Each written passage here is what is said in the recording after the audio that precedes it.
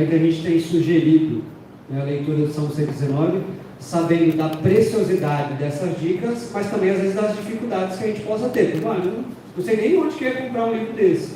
Então, como é que a gente tem sugerido? Né? Segunda-feira, primeira leitura daquele trecho. Então, amanhã, Salmo 119, versículos 81 a 88. Essa leitura, ela deve ser feita todos os dias da semana. E orar pelo que a gente leu também todos os dias. Mas amanhã faz essa primeira leitura. Na terça-feira, faz a anotação, leia e anota as suas próprias anotações, aquilo que você entendeu, aquilo que você achou mais importante, aquilo que te chamou a atenção, aquilo que tem que mudar na sua vida, aquilo que você ficou em dúvida. Quarta-feira, né, o seminarista Davis está compartilhando com a gente um trecho de um comentário bíblico. Eu não tenho, está lá no grupo do WhatsApp. Na quinta-feira, outro comentário. Então a gente está recebendo, de graça, comentário bíblico do trecho específico, já até mastigado para a gente. Sexta-feira, a gente compartilha o estudo do pastor lá de Niterói, acho que é Niterói, lá do Rio, que ele fez sobre o Salmo 119, estrofe por estrofe. Né? E aí sábado é o dia que você pode, com mais dedicação, compartilha com a sua família, compartilha com seus amigos, compartilha no grupo da igreja, compartilha com o cristão. Olha, eu li esse salmo a semana inteira. Eu queria dizer algo que eu aprendi aqui a respeito disso. Né? Mesmo rapidamente nesse momento, vamos ler o Salmo 119, versículos 73 e 80. Eu vou compartilhar com vocês um pouco daquilo que eu anotei, então, durante essa semana que passou. A partir do versículo 73, em voz alta, cada um que quiser pode ler um dos versículos nesse momento. Começando, Salmo 119, versículo 73. Tuas mãos me fizeram e me afeiçoaram. Ensina-me para que aprenda os teus mandamentos.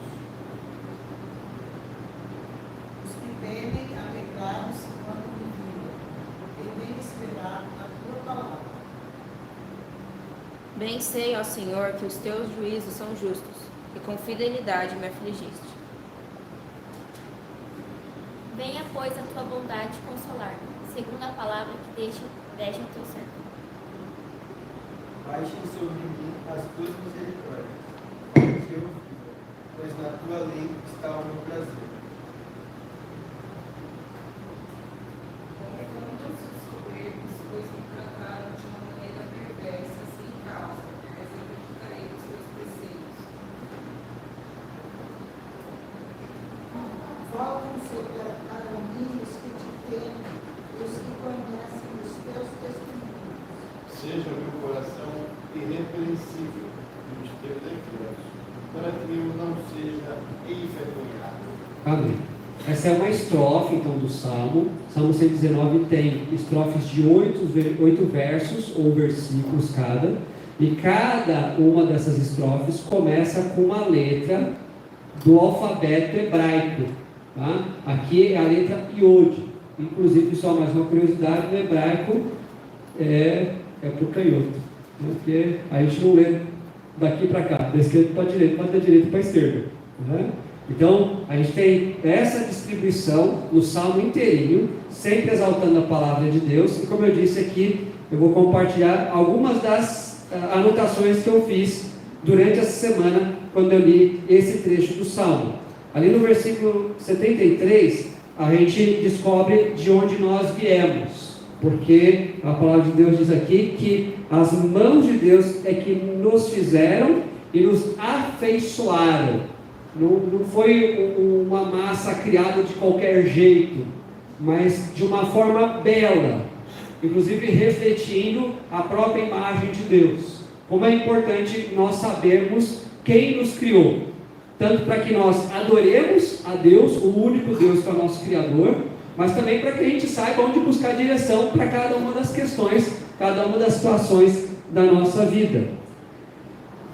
Ainda nesse mesmo trecho, nós ficamos sabendo algo que nós precisamos. O que eu preciso? Eu preciso que Deus me ensine para que eu consiga aprender os mandamentos dele. Eu não consigo aprender os mandamentos de Deus se Ele mesmo não me ensinar. Eu não sou professor da minha própria vida, eu não consigo sozinho desvendar a palavra de Deus, e ninguém conseguiria fazer isso por mim se não fosse com o auxílio e a ação do próprio Espírito Santo do Senhor. Por que às vezes a gente encontra algumas pessoas que dizem assim, eu leio a Bíblia, eu não entendo nada? Porque de alguma maneira, essa pessoa, ela ainda está mais naquilo que seria a sua própria força, ou a sua fraqueza. Uma das coisas que a gente precisa pedir a Deus, é que Ele mesmo nos ensine, que Ele mesmo nos dê esse entendimento, para que a gente então compreenda corretamente os mandamentos dele. Ou, usando aqui um outro exemplo, a pessoa até entende que ali naquele trecho da palavra de Deus tem alguns mandamentos. E essa pessoa fala assim, mas isso aqui é muito antiquado, ou isso aqui é muito difícil, ou isso aqui não se aplica a mim, ou isso aqui se aplica para todo mundo. Então, é um entendimento distorcido. Para eu entender da forma correta, santa, pura, eu preciso, inclusive, desse tipo de oração. Deus, me dê esse entendimento, para que eu possa aprender os mandamentos. Esse trecho também vai falar quem é que está comigo, ou quem é que está com você quando você está se aplicando a viver uma vida de acordo com a palavra. Porque ali no 74 a gente vê, alegraram-se os que te temem, quando me viram, porque na tua palavra eu tenho esperado. Eu estou esperando na palavra do Senhor, você está esperando na palavra do Senhor, e aí vinham passando algumas pessoas, elas ficaram alegres de ver a gente. Quem eram essas pessoas? As pessoas que também temem a Deus. Então, esse registro aqui da própria comunhão do Senhor. Você imagina o momento em que você está se aplicando profundamente a conhecer e a viver a palavra de Deus. E aí você encontra com outra pessoa que também tem esse tipo de compromisso, de prioridade na vida. É uma alegria, é uma conversa boa. Até que, lembrando de uma fala aqui do pastor Pedro no vídeo, ele falou assim, é impossível que você fique uma semana inteira, meses, na sequência, se aprofundando no trecho bíblico, isso não vai se transformar em parte das suas conversas. Então, conversar da palavra de Deus, encontrar outras pessoas que temem ao Senhor, que muitas vezes vão ser usadas por Deus para o nosso crescimento, ou que a gente também vai ajudar nesse crescimento. O que nós encontramos em Deus? Tantas e tantas coisas, mas esse trecho a gente vê aqui alguns destaques. Então ali o 75, o que eu encontro em Deus? Eu encontro os justos juízos dele. Bem sei ao Senhor que os teus juízos são justos. Então quando a palavra de Deus aponta algum erro na minha vida, isso é do juízo justo de Deus. Ele não está errado. Deus não condena alguém que seja inocente. As condenações que nós encontramos na palavra de Deus são corretas, porque os juízos dele são justos. E eu enfatizo essa questão do juízo justo por causa do nosso pecado, porque algo que nós também encontramos em Deus, que está aí no finzinho do 75, é a aflição junto com a fidelidade dele.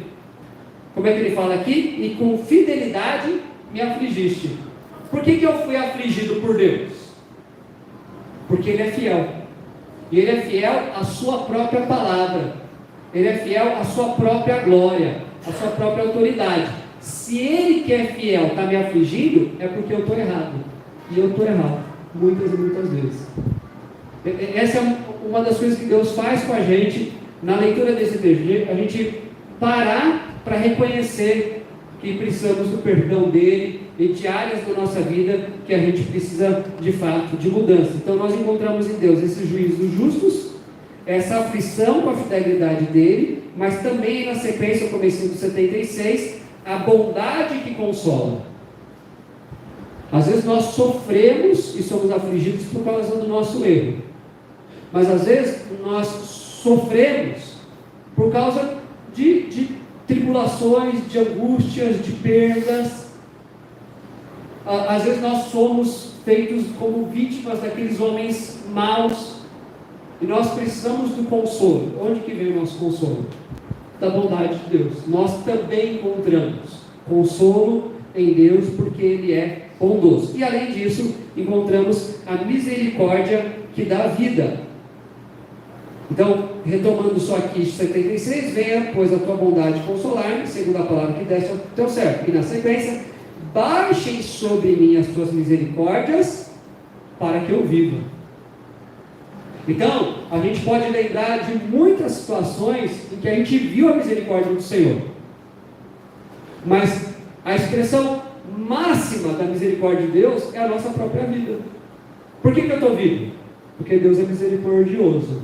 E Ele é misericordioso, permitindo que a minha saúde funcione razoavelmente bem, que eu tenha sustento, moradia, companhia, mas principalmente, a misericórdia dele é revelada porque Jesus Cristo morreu no meu lugar, e é assim que eu tenho vida verdadeira. O que eu encontro em Deus?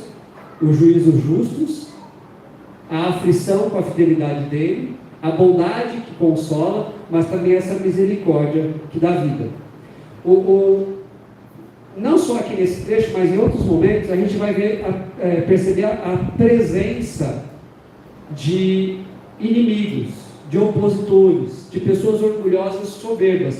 E ele faz essa anotação aqui no 78: envergonhados sejam os soberbos, por me haverem oprimido injustamente. Então, qual que é a situação do salmista, que muito provavelmente é o Davi, nesse momento? Ele estava sendo afligido por gente má, por gente arrogante, por gente orgulhosa. Mas, apesar disso, ou diante disso, qual que é a reação dele? Qual que é a sua reação quando você sofre na mão de outras pessoas? Qual que é a sua reação quando você é oprimido por homens maus? Qual que é a reação aqui do salmista diante dessa oposição?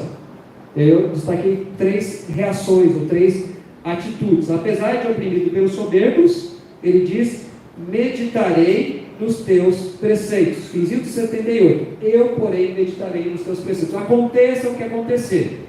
Eu posso sofrer o ataque que for. Lembra da igreja perseguida? Lembra das notícias que a gente vê da Portas Abertas? Apesar disso, o que eu vou fazer? Eu vou continuar meditando na palavra de Deus. Já reparou isso? Talvez já tenha acontecido com você, que às vezes diante de alguma dificuldade, a primeira coisa que a pessoa faz é deixar de orar e deixar de ler a Bíblia. E qual que é a atitude aqui na Bíblia?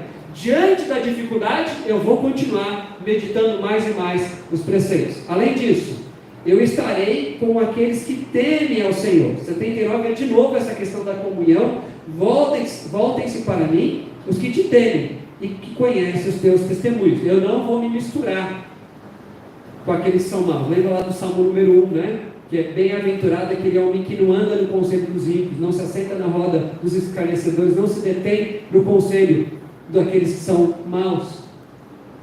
É mais fácil a gente ser conformado com aquilo que há de ruim. Nós estamos orando aqui hoje, inclusive, pelo ano escolar. Que desafios numa universidade!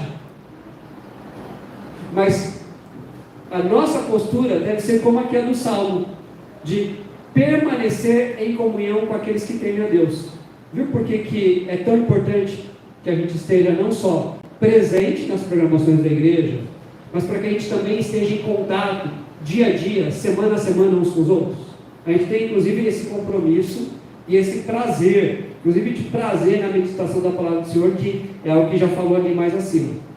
E apesar então de oprimido pelos soberbos, eu clamarei por ajuda para ser irrepreensível. Veja o finzinho agora desse trecho. Seja o meu coração irrepreensível os teus decretos, para que eu não seja envergonhado. Que oração que a gente deve fazer tantas e tantas vezes, não é? Às vezes a gente tem preocupação de passar vergonha, mas a gente deve pedir sempre a Deus: Deus, que o meu coração seja irrepreensível. E é um clamor intenso que a gente vê na palavra de Deus, mas cada um de nós deve fazer dia após dia. Deus, eu clamo a Ti para que meu coração seja irrepreensível nos Teus decretos. E aí então fica essa pergunta para mim e para você: essa é a nossa prioridade? Essa é a nossa alegria? Esses são os nossos esforços? Como que você pode falar com Deus nesse momento? Deus, meu coração é totalmente irrepreensível e nada do que eu vi agora serve para mim? Ou Deus, me perdoe, porque há tantas coisas pelas quais o Senhor ainda pode me repreender. E eu clamo ao Senhor para que o Senhor mude meu coração. Então a gente vai orar por isso nesse momento, e na sequência o que a gente vai cantar é esse reconhecimento de que Jesus é o centro da nossa história e de todo o universo, toda a criação, mas que de fato Ele seja o centro dia a dia da nossa vida, para a gente poder viver de acordo com isso. Tá? Nós vamos orar por isso. Já ore por você mesmo, sabe? Não deixe de fazer isso, mas eu preciso colocar já mais um motivo para a gente colocar em oração também agora, tá? ora pelo Kaique, o filho do presbítero Lucas, tá? Ele passou mal, então ele já saiu, né? Estava aqui o Antônio, mais Érica, mais Lucas, eles foram para socorrer o Kaique. Vamos pedir a Deus para que eles cheguem logo lá onde ele está e que ele logo se recupere. Tá bom? Então, olhe, por isso daqui a pouco eu vou fazer uma oração em voz alta aqui também.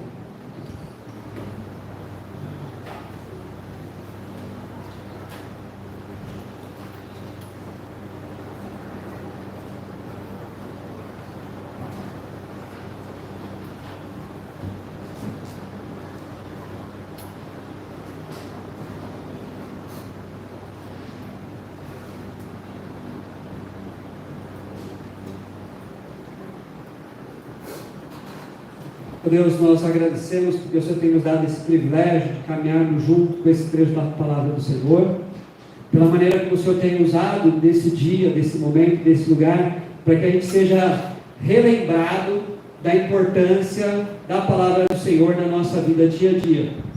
Nós lamentamos, nós pedimos perdão, porque muitas vezes nós temos dado ouvido a tantas outras coisas, e quando é para a gente se aproximar da Tua palavra, muitas vezes a gente age como se isso não fosse tão precioso, embora a gente sabe que é.